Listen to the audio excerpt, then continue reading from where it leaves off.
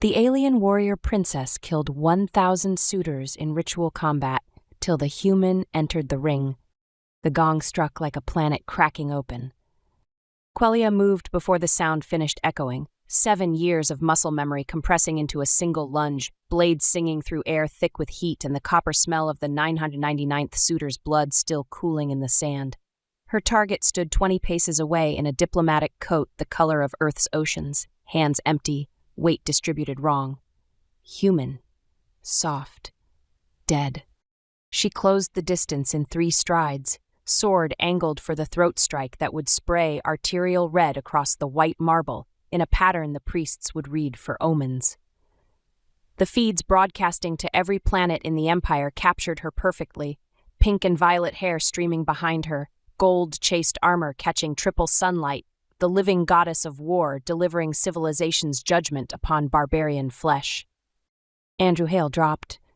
Not backward in panic, not sideways in amateur evasion, but down and forward, inside her guard before her neurons could fire correction signals.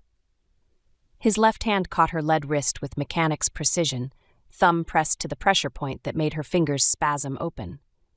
His right foot hooked her ankle, not a kick, a lever, and her own momentum became the fulcrum that sent her rotating through air. She hit the sand on her back, breath exploding from her lungs, and felt the kiss of her own blade against her throat. 5 seconds. The arena chronometers would confirm it later, replayed across a billion screens in disbelieving slow motion. Andrew held the sword steady, hazel eyes measuring the distance between steel and skin, with the same focus he'd used checking tolerances on a plasma conduit. Then he stepped back, released the blade, and bowed, a shallow dip of the head that somehow managed to be respectful without being subservient. Quelia lay in the sand, amber eyes wide, feeling her pulse hammer against her throat where the sword had rested. Around them, 50,000 Veyrons sat in stunned silence. The feeds, streaming to mining colonies and garrison worlds, to noble estates and factory barracks, glitched and stuttered as if reality itself had hiccuped. On Vera Secundus, a foreman named Dravik touched the screen in his break room, calloused fingers tracing the outline of the human who'd just spared a princess. In the orbital defense platforms, gunners lowered their targeting arrays and stared. In the High Council chamber, Lord Marshal Catherick felt ice crystallize in his veins as he watched his carefully constructed political theater collapse into chaos. The banquet had been 12 hours ago, though it felt like another lifetime. Quelia rose slowly, sand cascading from her armor, and let herself remember. The great hall with its vaulted ceilings carved from single pieces of starship hull, tables laden with roasted thornbeast and fermented starfruit liquor that made human neurons fire in unpredictable patterns. She'd watched from the high table as the lords circled the human attaché like carrion eaters testing prey. "Your people are soft," Duke Varanus had said, his tusks gleaming with grease. "All machines and mathematics, no honor in your veins." Andrew had smiled, that same calm expression he wore now, and taken another drink. "Honor's a luxury. My people prefer staying alive." "Then prove you understand ours." Varanus leaned closer, voice dropping to a stage whisper that carried across the hall. "The princess needs her 1,000th kill. Face her tomorrow. For a foreign dignitary, it's merely symbolic. First blood drawn, a demonstration of courage. You'll leave with scars to boast about in human taverns." Quelia had felt her pointed ears flush violet with rage even then, knowing they were lying, knowing the human couldn't possibly understand what he was agreeing to. The blood rite demanded death, always death, 1,000 souls to sanctify a crown. But she'd said nothing because the law was the law, carved into her bones alongside every scar. Now she stood across from him in the arena, both of them breathing hard, and saw the exact moment understanding crystallized in his expression. His jaw tightened. His fingers flexed, not in preparation for violence, but in the precise way he'd tested a freighter's hull integrity, looking for the stress points that would doom the whole structure. "They lied to you," Quelia said. Her voice came out rougher than intended, still recovering from having her own blade at her throat. "This was supposed to end with your death." "Figured that out around the time I saw the bone braids." His gaze flicked to the attendants hovering at the arena's edge, holding the ceremonial finger bones her servants had woven into her hair for the entrance procession and removed before combat began. Standard practice, bones tangled in close quarters, but the symbolism was clear enough. So what happens now? Before she could answer, the High Council's broadcast override crackled through the arena speakers, Ketheric's voice grinding and ancient. The human has demonstrated unexpected skill. The High Council will convene to determine appropriate response to this irregularity. Irregularity, as if 999 kills could be negated by 5 seconds of leverage physics. Quelia sheathed her sword and met Andrew's eyes across the blood-stained sand. Something flickered between them, recognition maybe, or the first whisper of conspiracy. Around them, the crowd began to murmur, confusion rising like smoke. In the council chamber, a younger councillor, Peleus, barely 50 years old, with smooth violet skin, unmarked by war, stood abruptly. "This is madness. If we let this stand—" "Sit down." Ketheric's hand slammed the table hard enough to crack stone. "I know exactly what we'll do." The dome rose from the palace's eastern wing like a soap bubble made of starlight and impossibility. Transparent alloy walls curved 200 feet overhead, framing the triple suns as they descended toward the horizon in layers of orange, violet, and gold. Inside, the air tasted of jasmine and ozone from the climate regulators humming beneath the floor. Quelia stood at the dome's center in a silk wrap the color of arterial blood, feet bare on cool marble, and watched Andrew Hale inventory the space like he was cataloging a ship's cargo hold. He'd stripped to the waist, diplomatic coat folded precisely on a bench, revealing a torso mapped with faint burn scars and the lean muscle of someone who'd spent years wrestling machinery into submission rather than lifting weights in a gym. His fingers traced the dome's support pillars, testing resonance. "Transparent aluminum composite," he said without looking at her. "Smart glass overlay that adjusts opacity based on ambient light. Structural supports every 15 feet, load-bearing capacity around 40 tons per square meter. Someone built this to showcase rather than defend. It's where the Crown Princess receives honored guests." Quelia's voice carried an edge sharp enough to cut. "Though usually those guests don't leave." Andrew finally turned, hazel eyes meeting her amber stare. The council's offer was specific. 30 nights of training. If I draw no royal blood, you get your crown without the 1,000th kill. If I survive, they've promised safe passage off-world with the isophasic ore contracts signed. "And you believe them?" "No." His smile was crooked, tired. "But I believe in 30 chances to figure out which structural supports matter and which ones are just for show." The first spar began without ceremony. Quelia dropped the silk wrap. Beneath it, she wore training leathers that left her midriff bare, scars catching the fading sunlight like tally marks carved by a prisoner counting days. She moved into a high guard, blade angled across her body, weight on her back foot. Classic Veyron dueling form, designed to weather the initial assault and counter with overwhelming force. Andrew circled left, hands loose at his sides, studying her the way he'd study an engine schematic. "Your stance puts 60% of your weight on your rear leg. That's leverage waiting to be exploited." "Then exploit it." He moved, not with her fluid warrior's grace, but with geometric precision, closing distance at an angle that forced her to pivot. She struck, a testing cut aimed at his shoulder. He didn't block or dodge. Instead, his hand caught her wrist mid-swing and guided the blade past his body, while his other hand pressed against her elbow, not pushing, just redirecting pressure along the joint's natural axis. Her arm folded, the sword clattered to the marble, and suddenly she was pinned, her back against his chest, his breath hot against her pointed ear as he whispered, "Your elbow's a Class 2 lever. The fulcrum is here." His thumb pressed the joint. Force applied perpendicular to the lever arm. Basic physics. Stress it wrong, and the whole arm folds. Quelia's pulse hammered in her throat. She could feel every point of contact between their bodies. His forearm across her collarbone, his hip against the small of her back, the heat radiating through her leathers from his bare chest. Her ears flushed deep violet, and she knew he could see it, could feel the way her breathing had gone shallow and fast. "Let go," she growled. "Ask properly." The growl became a snarl. She twisted, not with technique, but with pure desperate strength, and sank her teeth into his shoulder hard enough to taste copper. Andrew laughed, actually laughed, the sound vibrating through his chest into her back, and released her. Quelia spun away, fingers pressed to her mouth where the taste of his blood lingered. He touched the bite mark almost absently, examining the depth with clinical interest. Good. You're learning to exploit weak points. That wasn't technique, that was rage. Rage is just adrenaline looking for an exit vector. You can channel it or let it channel you. He retrieved her sword from where it had fallen, offered it hilt first. Again? They sparred until the sun set, and the dome's smart glass began filtering in starlight from the vast spiral of the Veyron home galaxy. He showed her how wrists were hinges, how knees became fulcrums when struck from specific angles, how the human body was just an intricate machine of levers and pulleys, waiting to be disassembled by someone who understood the engineering.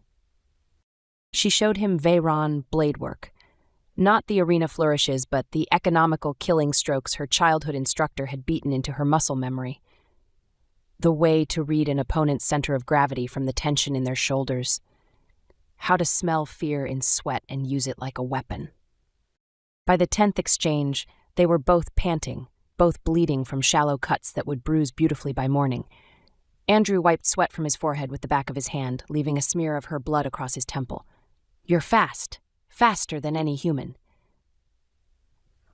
And you're clever. Quelia's ears were still flushed violet, visible even in the starlight. Cleverness doesn't stop a sword. No, but it redirects one. He closed the distance between them slowly, hands open and visible. That's the difference. You were trained to overpower. I was trained to understand that every system has a point where force equals weakness. Is this the part where you kiss me? Her voice came out sharper than intended, edged with something that might have been mockery or invitation. No. Andrew stopped an arm's length away, close enough that she could feel the heat radiating from his skin but not touching. This is the part where I explain that kissing someone who's killed 999 people in ritual combat requires enthusiastic consent, and right now you're too angry to give it. Quelia stared at him. In 7 years of arena combat, no one had ever...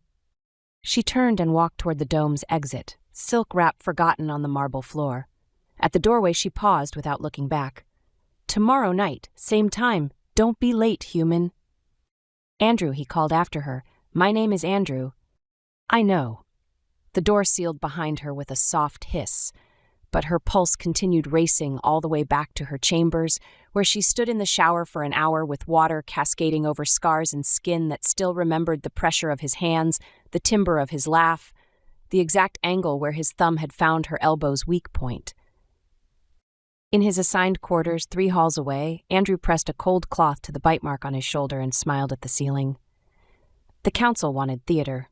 He'd give them physics instead. Above them both, in the High Council's observation chamber, Catherick watched recordings of the sparring session with narrowed eyes while a poison specialist mixed compounds in crystalline vials, preparing for the inevitable moment when the human's usefulness expired. Night 3, and Quelia's ribs bore violet fingerprints arranged in the precise pattern of Andrew's grip when he'd pinned her against the dome's eastern wall. She traced them in her mirror while servants braided her hair. No bones tonight, just pink and violet strands woven with silver thread, and wondered when bruises had become something other than marks of shame. Night 5, Andrew taught her about pivot points. His hands on her hips, adjusting her stance by millimeters, explaining how a fighter's center of gravity shifted with breath and intention. She'd felt the calluses on his palms catch against the bare skin of her midriff, and had to consciously stop herself from leaning into the touch. Night 7, she taught him Veyron blade harmonics, the way their swords were forged with isophasic crystals in the fuller that resonated at specific frequencies. When metal met metal correctly, the sound could shatter eardrums, or if you knew the counterfrequency, create pockets of silence in a battlefield. He'd listened with that intense focus he brought to everything, then kissed her. No warning, no preamble. Just his hand cupping the back of her neck, fingers tangling in her unbraided hair, pulling her close enough that she could feel his pulse against her lips before their mouths met.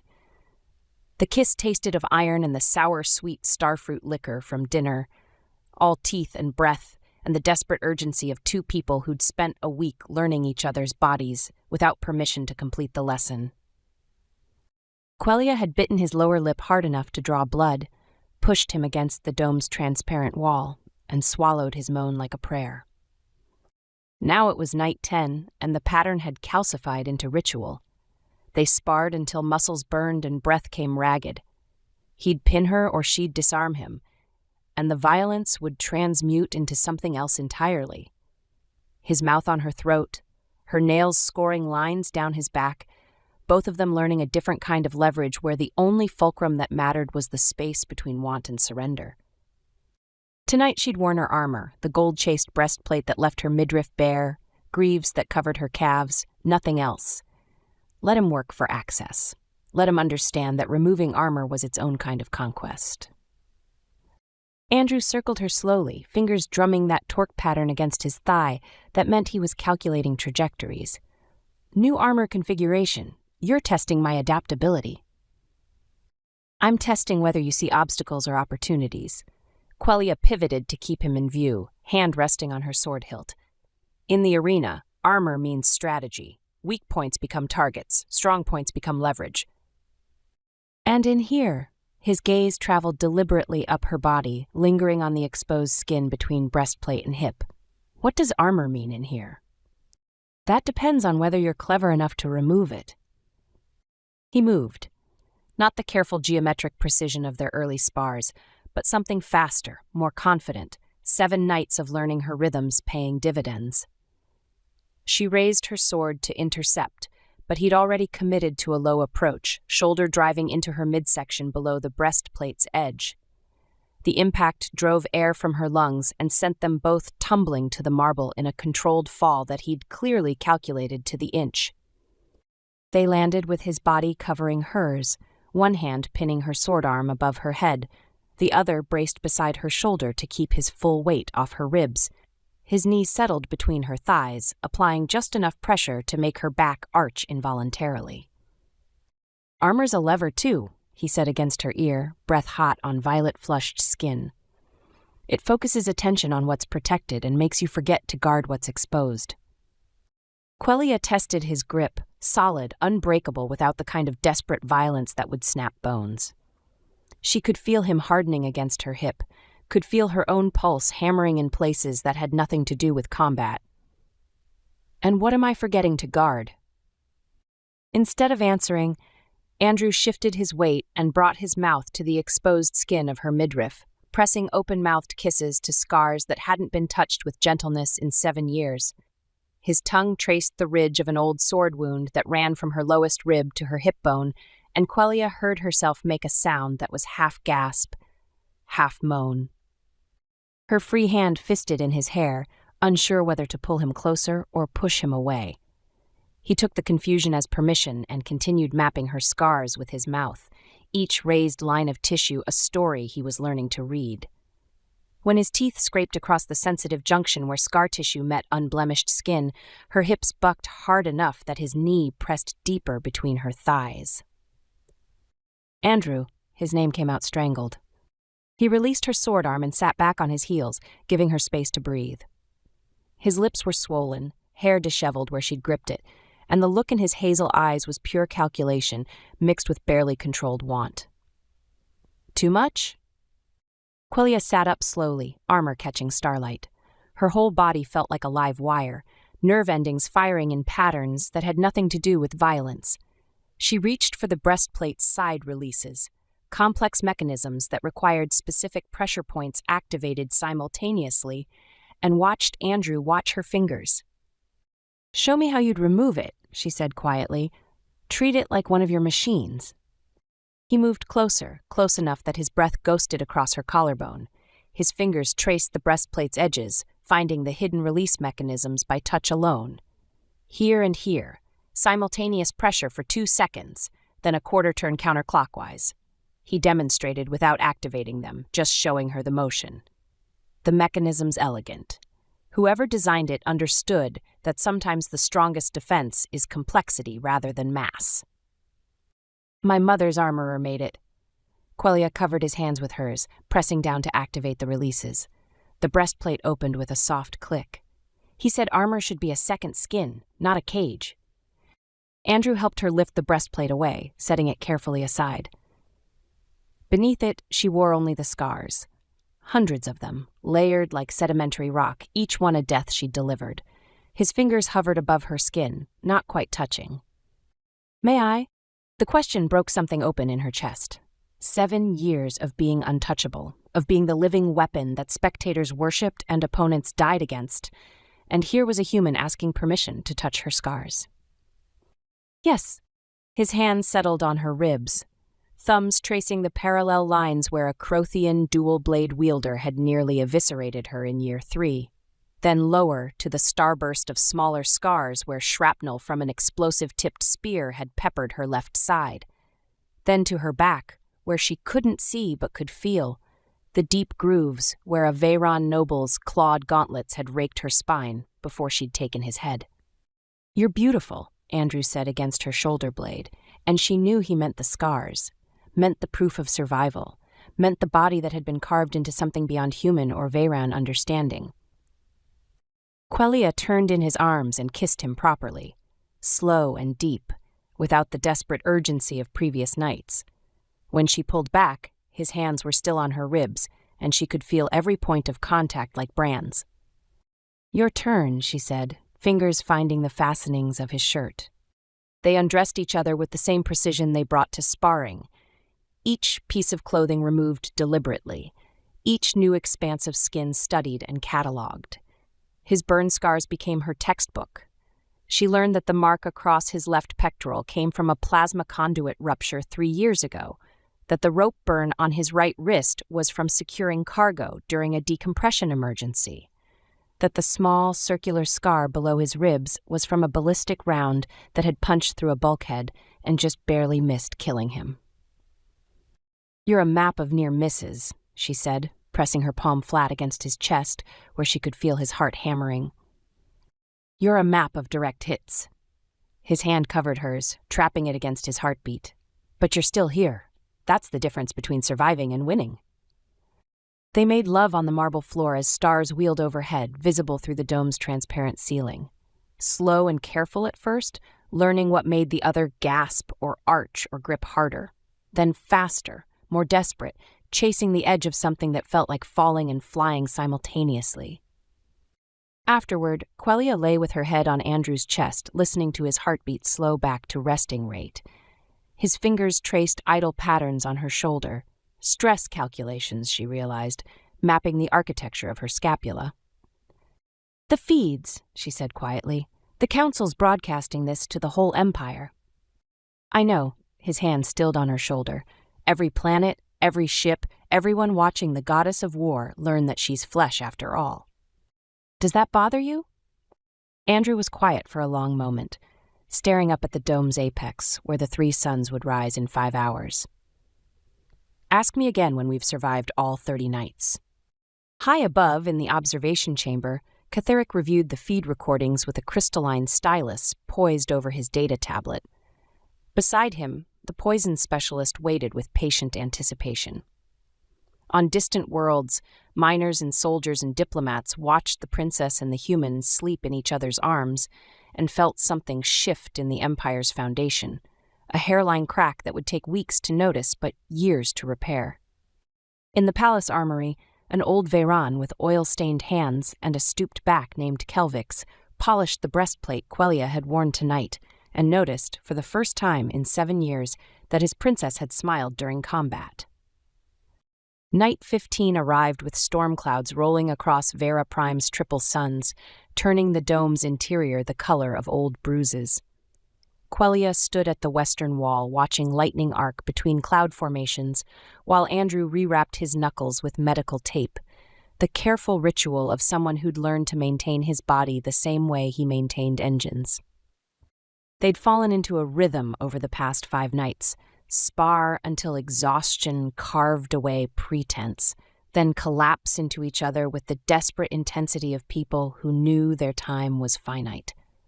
Last night, she'd pinned him against the dome's support pillar and taken him standing up, his hands fisted in her hair, her teeth in his shoulder to muffle the sounds she made.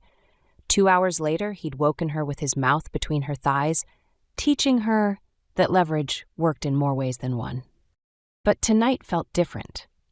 The air carried an electric charge that had nothing to do with the approaching storm. "You're distracted," Andrew said, crossing the dome to stand beside her. He'd stopped wearing shirts to their sessions 3 nights ago. Why bother when they just end up tangled on the floor within minutes? "I found something." Quellia pulled a data shard from the hidden pocket in her training leathers. The crystal glowed faintly violet, pulsing with encrypted information. "In my mother's private archives, the ones the council sealed after her death." Andrew took the shard carefully, turning it to catch the strange stormlight. "How sealed are we talking?" 3 biometric locks, a quantum encryption key, and a pressure-sensitive container that would have incinerated the contents if I'd opened it wrong. She watched his eyebrows rise. "My mother was many things, but careless wasn't one of them." "And you waited until night 15 to mention this because I needed to trust you first." Quellia took the shard back and slotted it into the dome's projection system.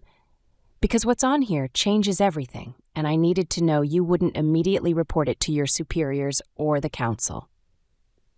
The hologram flickered to life above the dome's central dais, a 3-dimensional map of the Veyron Empire as it existed 400 years ago, when the first founder had united the warring clans under a single crown. Stars glowed amber and violet, connected by trade routes that pulsed like arteries.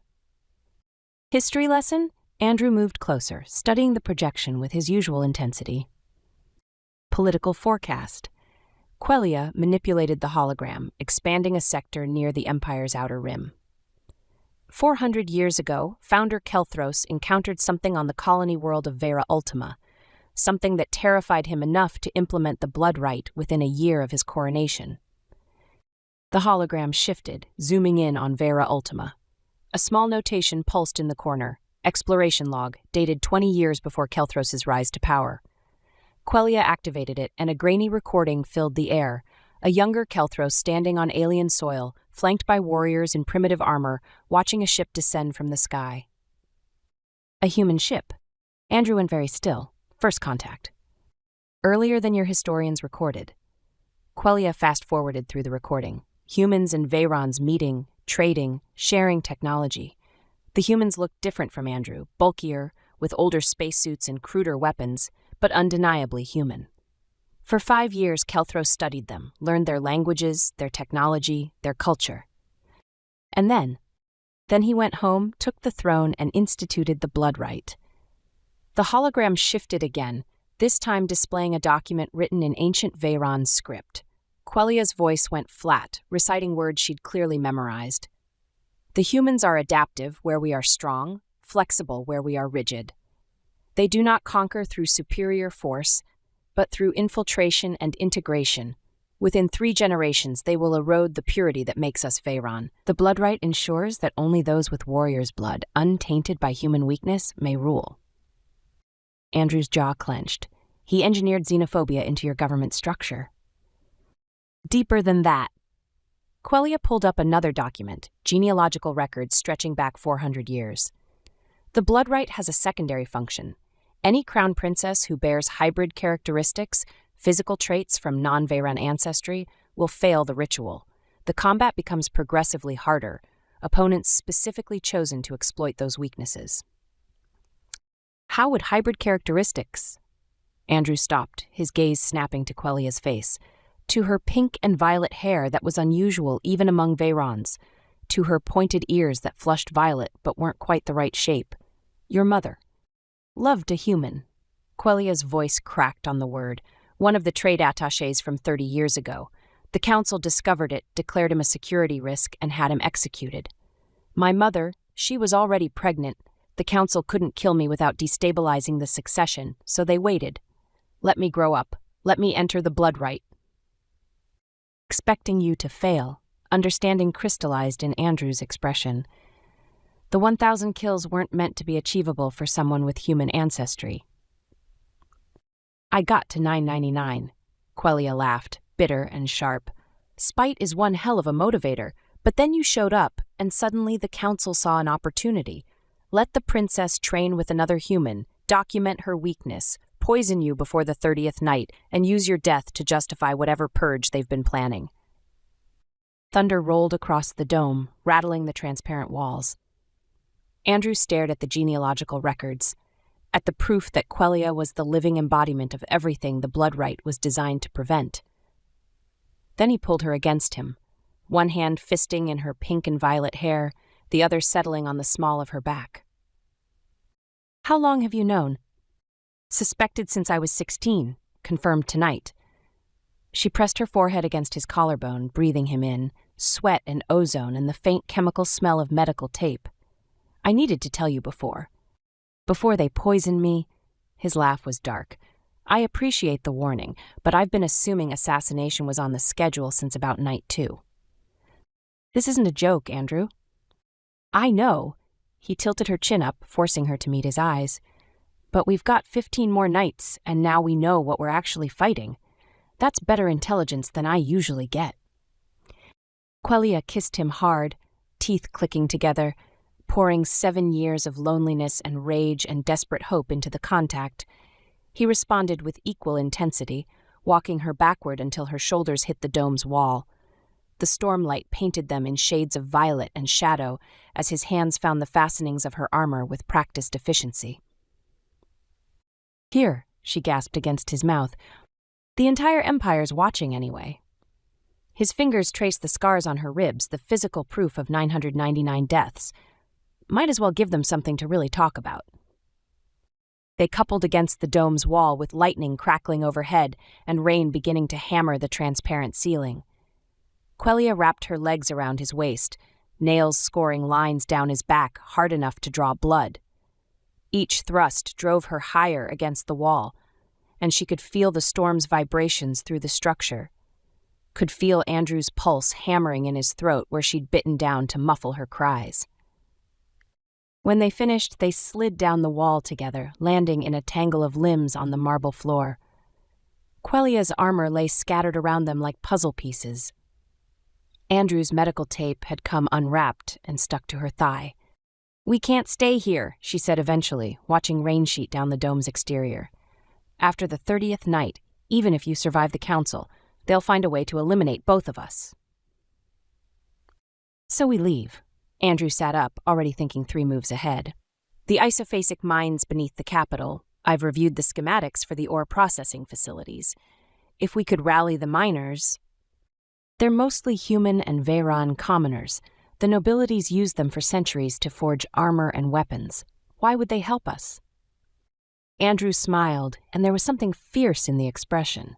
Because I'm going to show them that the same ore they've been mining to make chains can be weaponized into freedom. Quellia looked at him. This human who'd disrupted 400 years of tradition in 5 seconds, who'd learned her body like an engineering problem and solved it with devastating precision, who was now proposing revolution with the same calm focus he brought to rewrapping his knuckles. You're insane. You killed 999 people to avoid your own execution. He stood, offering her his hand. We're both insane. Might as well be insane together. She took his hand and let him pull her up. Through the dome's rain-slicked walls, she could see the capital spreading out below. Millions of lights, billions of lives, all of them bound by a law written in fear 4 centuries ago. High above in the observation chamber, Catherick reviewed the recording of Quellia's revelation with mounting fury. Beside him, the young counselor Peleus watched with trembling hands, knowing that he'd just witnessed either the Empire's salvation or its complete destruction. In the palace armory, Kelvix set aside the breastplate he'd been polishing and made his way through servant corridors to the communication hub, where he sent an encrypted message to a mining foreman named Dravik, who'd been waiting 15 nights for exactly this signal. The storm broke overhead, and in the dome, a princess and a human began planning the end of Empire. Night 22 arrived with storm clouds occluding the triple suns, casting the palace in bruised shadow. Quelia moved through corridors she'd walked since childhood, her feet silent on polished stone, but tonight every alcove felt like an ambush waiting to spring. The bone braids had been removed hours ago by her attendant, gentle hands working methodically through pink and violet strands, but phantom weight still pulled at her scalp. She'd told Andrew she needed to retrieve training records from the war room. A lie. The truth sat cold in her gut. She'd overheard whispers 2 nights prior, fragment conversations between Lord Marshal Khyven and the council poisoner, a thin creature who moved through shadows like oil through water, words like final night and heart-stop compound and blame the human physiology. The war room door stood ajar. Quelia pressed against the wall, controlling her breathing the way her childhood sword instructor, old Master Threx with his missing fingers, had taught her. Inside, Khyven's voice ground through the air like stone on bone. The 30th night. After the human performs, after the feeds capture Veyron dominance restored, the wine will be waiting. His metabolism will read it as organ failure. Natural. Tragic. A pause. The princess will be devastated, properly motivated to complete the blood rite with renewed vigor. And if she suspects, the poisoner's whisper barely registered. Then we accelerate. Tomorrow night, if necessary. The human has served his purpose. Humiliation erased, viewership at record peaks. Every mining world watches them grapple like it's theology. Khyven's armor creaked as he stood. The forecast was clear. No hybrid corruption. The blood rite stands eternal. Quelia's pointed ears flushed violet, heat crawling down her neck. Her fingers found a scar along her ribs, the 47th kill, a duke's son who'd begged at the end, and pressed until pain centered her. She waited 3 minutes after their footsteps faded before moving. The private dome shimmered ahead, transparent walls revealing stars that seemed to press close enough to touch. Andrew sat cross-legged on the training mat, shirtless, skin mapped with engine scars that caught starlight. He was rewiring a practice blade's balance core, fingers moving with that mechanical certainty she'd learned to crave. "You're 40 seconds late," he said without looking up. "Stress pattern in your gait changed at 20 meters. What happened?" Quelia sealed the dome entrance, fingers shaking on the control panel. "They're going to kill you." Andrew's hands stilled. He set down the blade with deliberate care, the kind of precision he used before dismantling something dangerous. "When?" "Night 30. Poison in the wine. Maybe sooner if—" Her voice cracked. She crossed to him in 4 strides, dropped to her knees, gripped his shoulders. "They planned this from the beginning. You were never meant to leave." His hazel eyes tracked across her face like he was reading structural damage. One calloused hand rose to cup her jaw, thumb brushing the point of her ear. "Then we don't give them night 30. "Listen." His voice stayed even, that spacer's clip cutting through her panic. "Your council sees bodies as symbols, territory to claim or corpses to display. But a body's just a machine, Quelia, levers and fulcrums, and every machine has a weak point." He leaned forward until their foreheads touched. "We find theirs, we break it, we walk out together." She kissed him then, teeth and desperation and the taste of iron that never quite left her mouth. He caught her wrists, controlled the fall backward, turned her beneath him with that infuriating efficiency. His weight pressed her into the mat, and she arced against him, needing friction, needing proof he was solid and warm and alive. "Wait." His breath ghosted hot against her throat. "If we do this now, I need you focused, not afraid, not angry. Can you do that?" Quelia forced herself still, muscles quivering. "What do you need?" "Everything you know about the palace security grid, guard rotations, where they keep the feed control servers." He shifted, one hand sliding up to cradle the back of her skull. "I need you to trust that when I say we're getting out, we're getting out. No dying for honor. No last stands. Just 2 people who refuse to be anybody's symbol." Her amber eyes searched his. Every lesson drilled into her since birth screamed that warriors died gloriously, that crowns were earned in blood. But his hand was steady on her nape, and his pulse beat calm against her palm, and she'd spent 22 nights learning that his math was never wrong. "The mines," she whispered. "Beneath the capital, Miners work 20-hour shifts forging noble armor, human and Veyron both. They know your name, feeds broadcast everything. If we can reach them, then we have workforce, materials, and terrain advantage. Andrew's mouth curved, not quite a smile. Tell me about access points.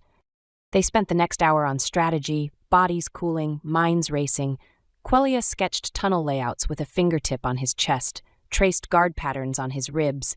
He calculated load-bearing capacities and collapse zones, muttering about isophasic or resonance frequencies.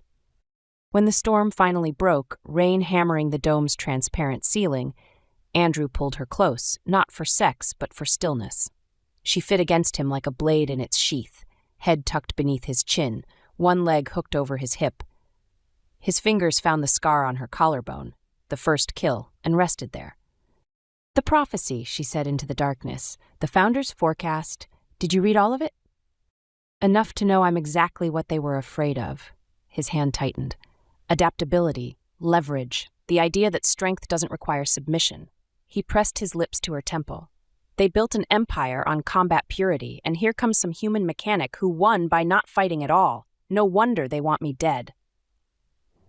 I won't let them. Quelia. Her name in his mouth always sounded like calibration, measured, essential. Tomorrow night we move. I'll need you to yield during training. Publicly. Make it look like submission. The feeds will eat it up, and the council will think they've won. His thumb traced her jaw. Then we disappear into the mines before they can dose the wine. By the time they realize we're gone, we'll have an army. She turned in his arms, pressed her forehead to his sternum, felt his heartbeat steady as a metronome.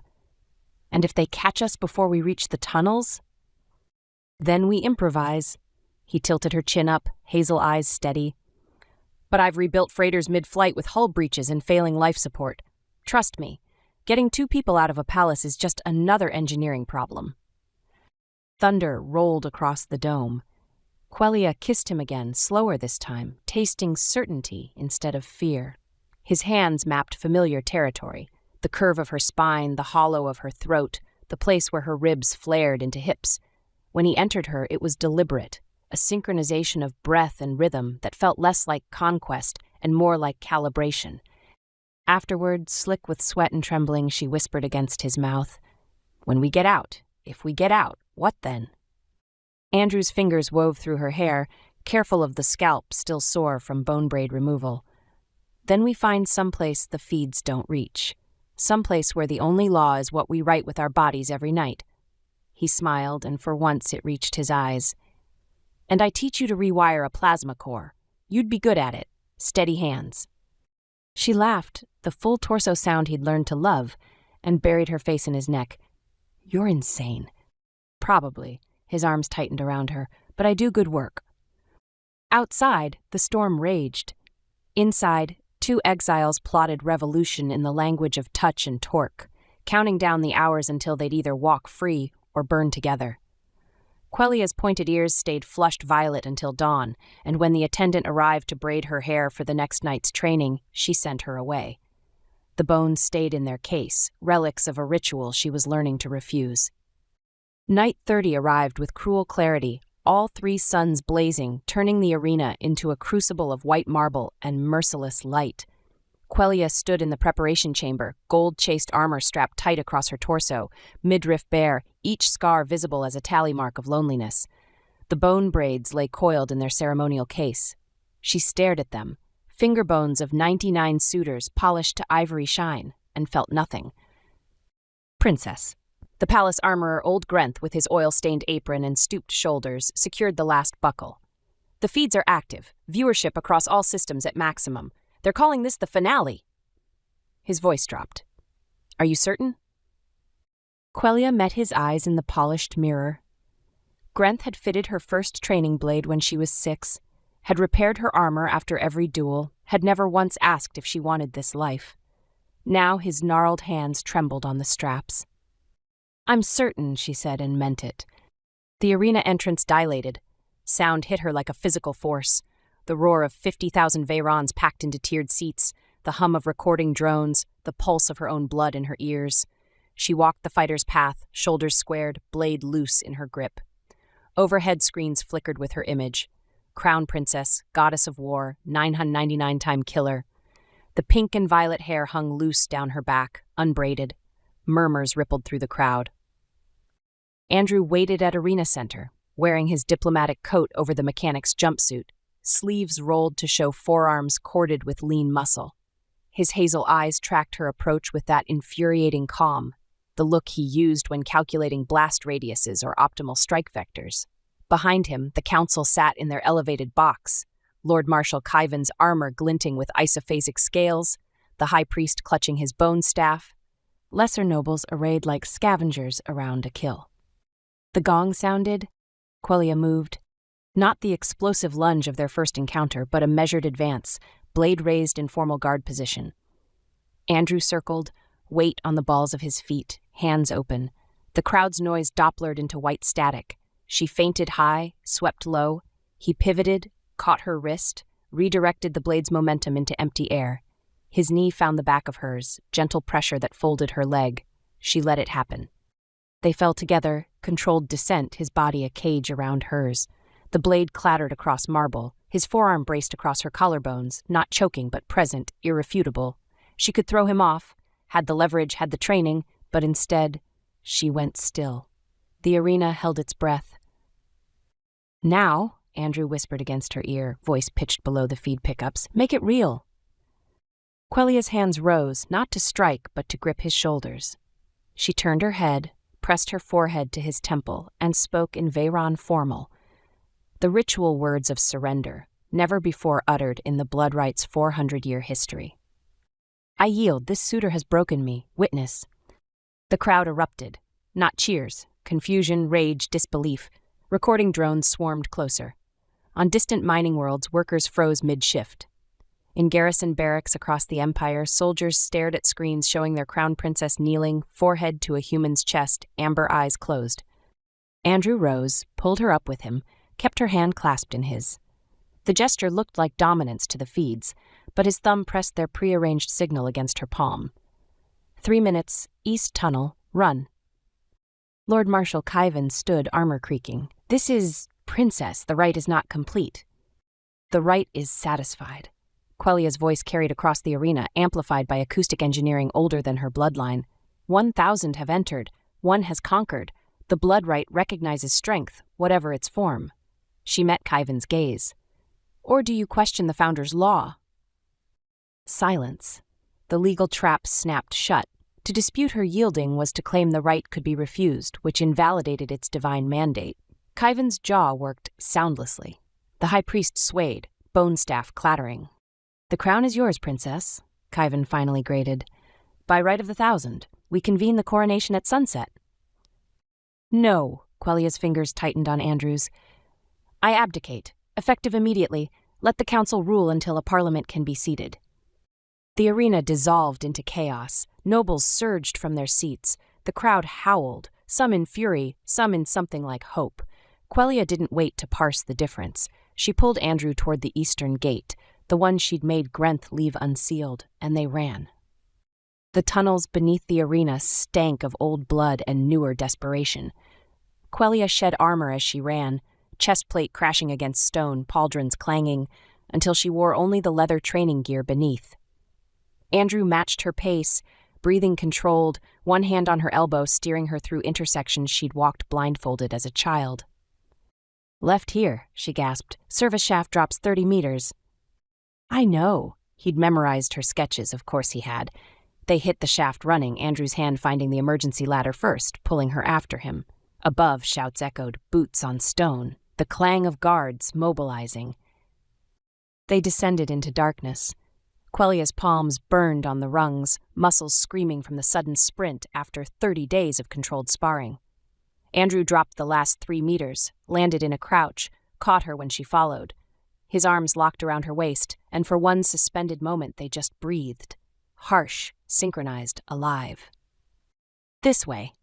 A voice from the shadows, gravel rough. "Quick now, before they seal the lower levels."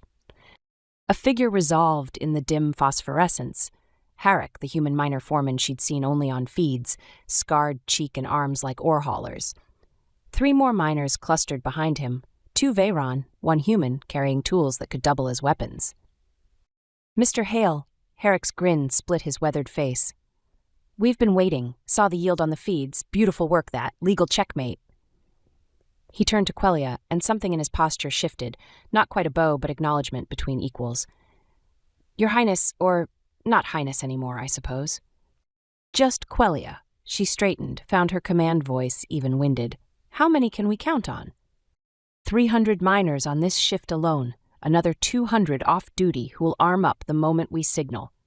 A Veyron woman stepped forward, short tusks barely protruding, nervous laugh punctuating her words. Been stockpiling ore fragments and welding torches for months since we figured where this was heading. No offense, Princess Quelia, but that yielding speech? Every feed screen in the mines caught it. You're officially a folk hero. Andrew moved to a wall-mounted schematic, tracing tunnel routes with practiced efficiency. We need 3 things. Secure the feed control servers so they can't broadcast counter-narrative, access to isophasic ore processing, I'll need raw material for sonic pulse weapons, and a way to disable the orbital mirrors before Khyven uses them to burn the capital into compliance. Tall order for an exile. Herrick's tone stayed light, but his eyes were serious. Guard response time from here to feed control is 8 minutes. They'll have the shaft sealed in 6. Then we have 6 minutes. Andrew glanced at Quelia. How much do you trust your palace armorer? She thought of Grenth's trembling hands, the way he'd asked, are you certain? Completely. Signal him, we'll need schematics for the mirror array's planetary uplinks. Meanwhile, he turned to the miners. Who here knows demolitions? A young human woman raised her hand, shaved head tattooed with flight paths. Freighter demo specialist. Did controlled breaches for salvage work before I got conscripted into mining duty. Perfect. You're with me on the ore processing level. Quelia, take Herrick and whoever's best with palace layouts. Get to feed control, broadcast whatever message keeps the garrison from executing civilians. We regroup at the main shaft in 20 minutes.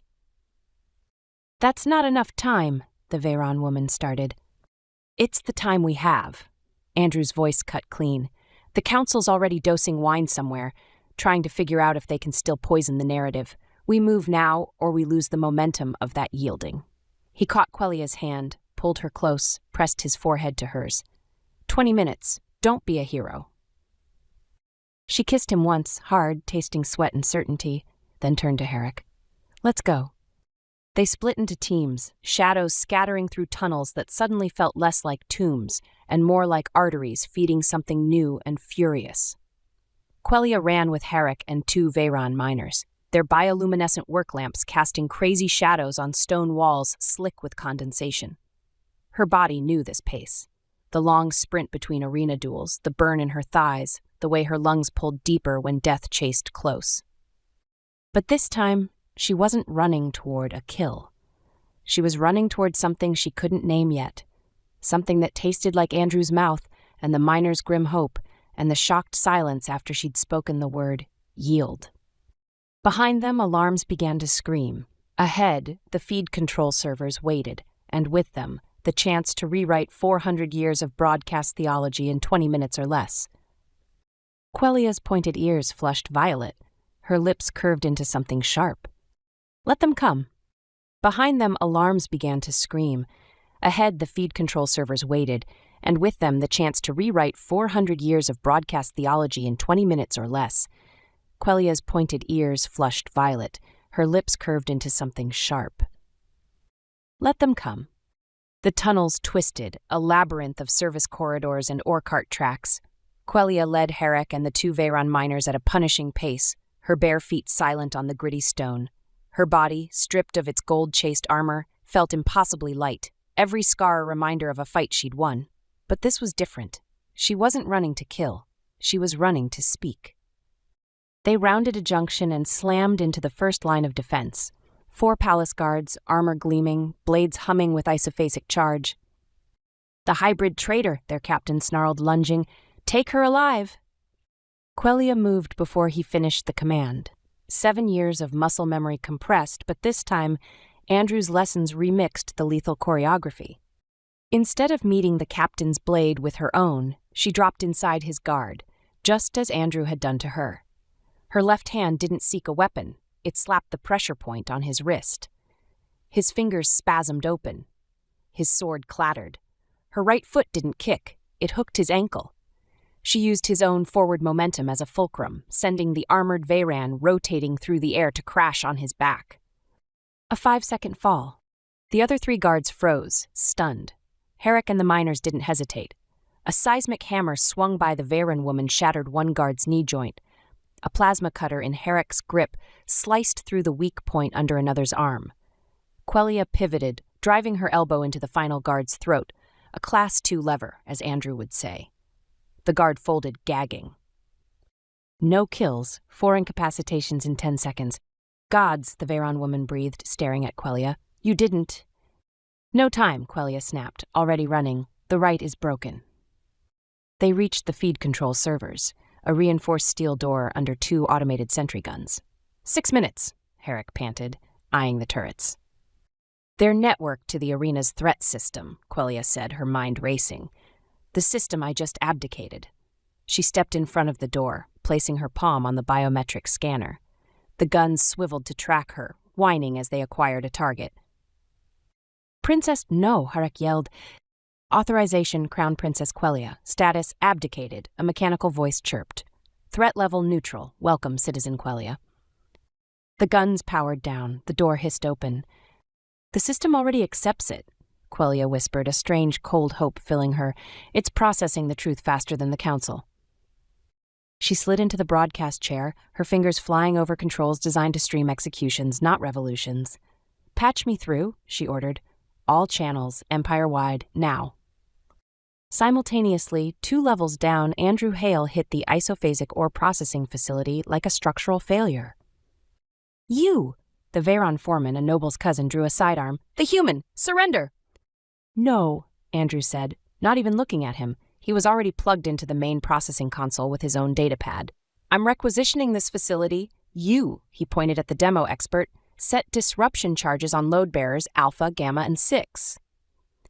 To bring the roof down? She asked, eyes wide. To change the room's resonant frequency, Andrew corrected, his fingers a blur. Quellia, signal Grenth, he yelled, knowing she couldn't hear him. He was running on pure faith in her timing. As if summoned, a data packet pinged his console. Orbital mirror schematics, uplink, sublevel 4. Good luck, Princess. G. A crooked, tired smile split Andrew's face. Got him. He began cross-referencing the orbital schematics with the ore processor's power grid, his mind a whirlwind of physics. He wasn't building a bomb, he was tuning an instrument. The isophasic crystals in Veyran armor, he explained to the demo expert, they're forged at a specific harmonic. It's what makes them strong, but if you hit them with a counter-frequency... You shatter them, she finished, her grin turning feral. Worse, Andrew said, slamming his palm on the activate key. You make them a cage. He rerouted the orbital mirror's power uplink not to a weapon but to the palace's ancient subterranean plumbing network. Let them try to burn the city, he muttered. They'll just flush every toilet in the capital. He primed the processing core, turning the entire mine into a massive sonic tuning fork. Quellia, he whispered, looking at the ceiling. Your stage. I'm ready for the crescendo. Quellia's face flickered onto every screen in the Empire, not the war goddess in gold-chased armor. A woman in training leathers, hair unbound, face streaked with grime, sitting in a server room. She was breathtaking. People of Vera, she began, her voice raw but unbroken. It carried across mining colonies and garrison worlds into noble estates and factory barracks. For 400 years we have been ruled by a lie. She told them everything. The Founder's fear, the xenophobic prophecy, her human father, the Council's plot to let her fail the blood rite, and their backup plan to poison the human who didn't fail. Lord Marshal Kyvan and the Council told you I was a hybrid corruption, she said, her amber eyes burning with an intensity that transcended the screen. They were right. I am the hybrid. I am Veyran, and I am human, and I am not a corruption. Boom! The feed room door exploded inward, ripped from its hinges by an armored fist. Lord Marshal Kyvan stood in the smoking wreckage, flanked by his elite guard. His face was a mask of purple rage. Treason, he bellowed. End this broadcast. Kill the traitor and her pet miners. Herrick and the miners formed a desperate wall in front of Quellia. She speaks the truth, Marshal. Truth is what I write in blood. Khyven raised his massive ceremonial blade and charged. Quelia kept speaking, her voice rising over the chaos. They told you strength was the will to kill 1,000 souls. But I yielded. I yielded to a man who showed me that true strength is the courage to understand, to see leverage where others see only force, to adapt. Khyven's blade sliced Harek's seismic hammer in two. He backhanded the Veyran woman, sending her crashing into a console. He was a force of nature, the product of 400 years of pure, brutal tradition. Your human tricks end now, he snarled, raising his sword for a final killing blow on a defenseless Quelia. Andrew, Quelia whispered, her eyes never leaving Khyven's. Now. A sound began, a low hum, then a rising, glass-shattering shriek that seemed to come from the stone itself. Khyven and his elite guards screamed.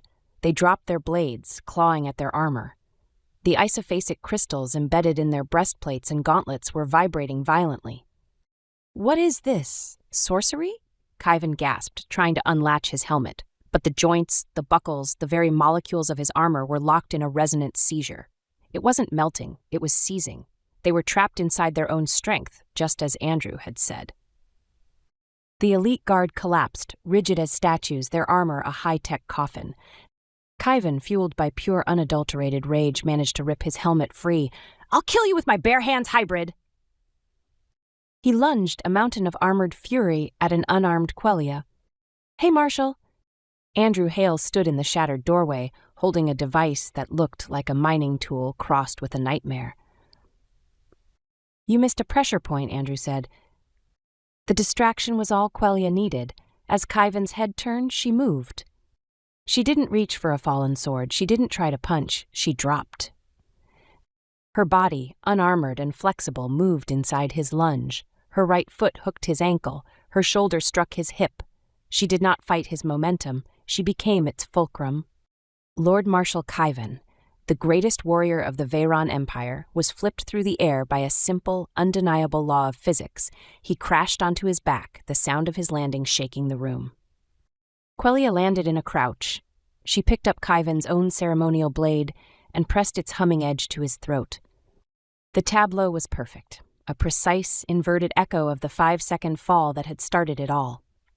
Khyven stared up at her, his eyes wide with a stunned, final understanding. Do it, he rasped. Finish the rite. It is your right. Quelia looked at the blade. She saw 999 faces in its reflection. She saw her mother. She saw Andrew walking toward her, his face tired but triumphant. She deactivated the blade and tossed it aside. It clattered harmlessly on the floor. No, Quelia said, her voice carrying over the open broadcast to a silent, watching empire. The rite is broken. The fever is over. She stood and offered a hand to Harek, pulling him to his feet. Secure him. He won't be executed. He'll stand trial before the first provisional parliament, one that we elect. Miners, human and Veyran, poured into the room, their faces stunned with hope. Andrew reached her, his hand finding the small of her back. His datapad pinged. Orbital mirrors are offline, he said, loud enough for the broadcast to catch. I rerouted their power uplinks to the palace sanitation grid. If the council tries to fire, they'll have a bad day. A laugh, sharp and sudden, burst from the Veyran woman, then Harek, then the room, and soon as the feed carried, a billion laughs echoed across an empire that had just been given permission to breathe. 6 months later, the dome rose from the palace's eastern wing, its transparent alloy walls open to the air. The oppressive, perfect climate control was gone. The air tasted of city dust and jasmine from the newly planted public gardens below. Quelia sat on a low stone wall, her pink and violet hair cut short. She wore simple mechanics coveralls, stained with grease. She was arguing over a datapad with Andrew. The plasma conduit is inefficient, she insisted, tapping the schematic. If we reroute the flow here, using a Class 3 leverage joint. It's a trade hub, Quelia, not a weapon, Andrew said, but he was smiling. He leaned over and kissed the small, circular scar below her ribs. But the math is good. Far below, the first Veyran human parliament was in session, chaired by Provisional President Harek. Grenth, the old armorer, was head of the new Department of Infrastructure. The Veyron Empire was gone, replaced by the Veyron-Terran Alliance. Its new flag was a hybrid of stars and sigils. "You're still insane," Quelia murmured, leaning her head on his shoulder, watching the triple suns set. "Probably." Andrew's arm tightened around her, his fingers finding the familiar map of her scars, no longer tallies of death but proof of survival. "But I do good work,